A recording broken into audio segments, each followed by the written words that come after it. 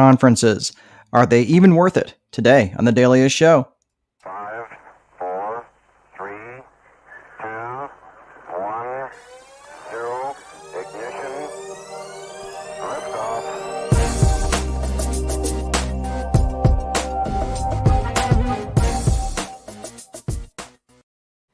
Good evening, everybody, or afternoon, or morning, or wherever you happen to be listening to this. I guess I shouldn't say that because people watch this on replay all the time.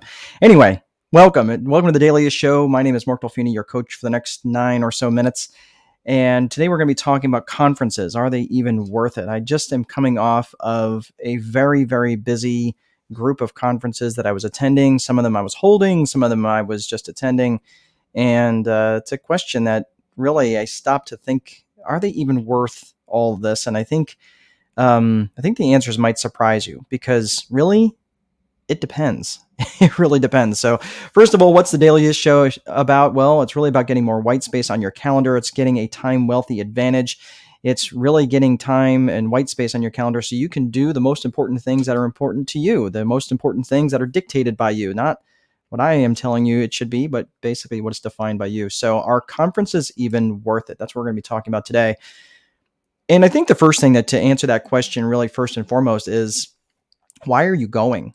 What is the whole purpose of you going? Now, oftentimes I hear people going to conferences to network, or they're going to conferences because they want to learn. Maybe both, maybe neither. I have no idea. But at the end of the day, you have your own reasons for going to a conference. And first of all, conferences are pretty expensive. They're expensive to host. They're expensive to go to because oftentimes you're going to a nice hotel where they're several $100s a night, even with a room block. You're spending not only just to attend the conference, which can be anywhere from a couple $100s to thousands of dollars just to attend the conference. And then you've got travel, you've got lodging, you've got all the food and everything else that goes along with that. So there's a lot of cost, not just in dollars, but also in time. So if you're going to be attending these things, you really have to have a game plan in terms of what it is. Otherwise, what's going to happen? Well, what'll happen with every other conference that you've attended prior is Monday morning is going to happen. You get back and you've been gone for a day or a week or however long the conference is, and Monday comes, and everything that you left is not only there when you get back, but it's stacked up. So you really haven't even had a chance to change anything before Monday morning comes. So this is why it's important. And as I'm coming off of attending several conferences and hosting a few different conferences, I won't really call them conferences. They were masterminds or trainings, whatever. But having been down that road, I have to stop and go, wait, let's pump the brakes here for just a second. What was I trying to accomplish when I was going, or before I was even attending these things?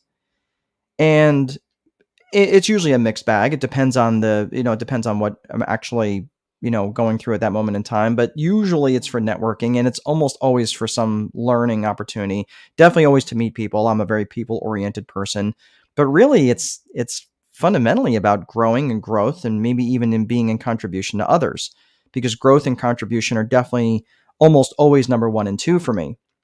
Love and connection, in terms of the 6 human needs, is almost always a very close third. If it's not in the 1 and 2, I get pumped by being around and meeting new people, and seeing people that I've met before and so forth and so on, reconnecting with old friends.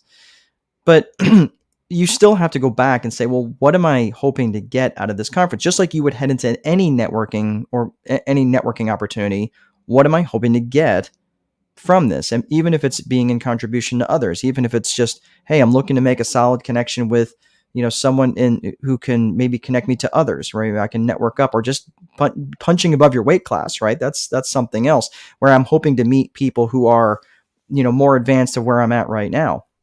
For me, as a coach and a speaker, I'm trying to get on bigger and bigger stages that will expand, that will continue to stretch me. And that's, for me, is just really, really important. I want to be able to put myself in places that get me out of my comfort zone.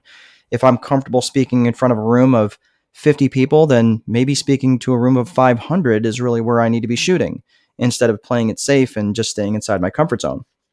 So, for those of you who are speaking, you're used to speaking to 500, maybe it means to speaking to 5,000 or 10,000 or 50,000, whatever that is, to expand that and network up and punch above your weight class. So this is really in terms of attending these conferences. And I know pretty much, I'm doing this video in November. So there's lots of conferences that are pretty much wrapped up for the rest of this year.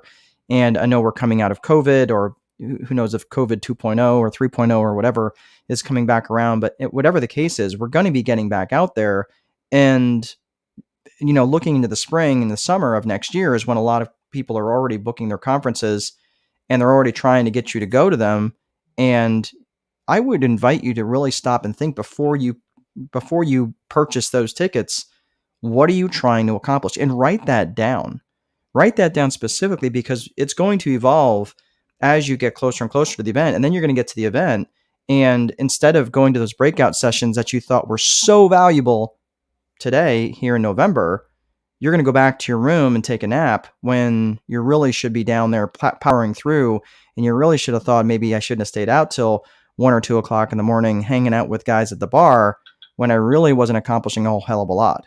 Stuff I used to do, but now I really need to get a good night's sleep, especially if I'm going to be sitting in a room where I'm really there to learn. I'm really there to be in contribution. I'm really there to network. And if I'm up in my room taking a nap, that's not going to happen. Or if I'm out at the pool, or going out and doing other things. So, not to say that there shouldn't be a component to hanging out and doing that, but if that's your reason, I respect that. If you're going there to go and drink and get away, I respect that. But I would really say, do you really need a conference to do that, or really should you be scheduling a vacation? Is it just an excuse for you to get away? Either way, I'm not going to tell you that it's wrong. I'm just saying, have your purpose well defined before you go. Because, like I said earlier, something's going to happen after every conference. God willing, it's Monday morning. So when Monday morning comes, just every single time, Monday morning came for me, and I was like, and if I thought back 2 weeks later, what changed for me? And oftentimes not very much. And that's my fault. That's not the fault of the conference. That's not the fault of anybody else. That's my fault, because I didn't allow myself to change from it. So that's what I'd say. And also budget in the fact that there's always going to be an X factor. That X factor is going to be, there's just going to be some outliers that are going to pop up for you. Like, holy crap, I can't believe this situation happened, or I can't believe that this happened for me. And you have to be prepared to follow up with stuff and be prepared with that opportunity. Make sure you're going with plenty of business cards. I mean hundreds of business cards, not just like 50, but make sure you have plenty of those sorts of things, because you never know who you're going to end up networking with. And it was really funny. I ended up networking with some really, really cool people, and I did not. And I teach this stuff, and I was like, holy crap, I got to make sure I go back to my bag, and that was in the room, and check and see if I have more business cards, because I ran out of the ones in my pocket. Fortunately, I did have more. I stocked them in there from months ago, but I didn't plan for that, because I ran into some people that I definitely wanted to have my business card, and they were very interested in learning from me and learning more about me. So that gave me a good opportunity to go to other RIA groups, their landlord associations, and speak at their events, which are much larger venues. So those are the sorts of X factors that you need to plan for. And if you're not planning for that stuff, you might miss out on really golden opportunities. So really, what is it you're trying to get out of these conferences? That's really up to you. And I think conferences are absolutely worth the time, but you've got to know what you're planning on getting out of them before you go, and not be and not just wing it, I guess, is where I'm trying to say with that. So that's it for me. I think that I came off of a conference from OREA this past weekend, which was absolutely amazing. And my birthday was on Sunday, so I ended up leaving a day ahead of time.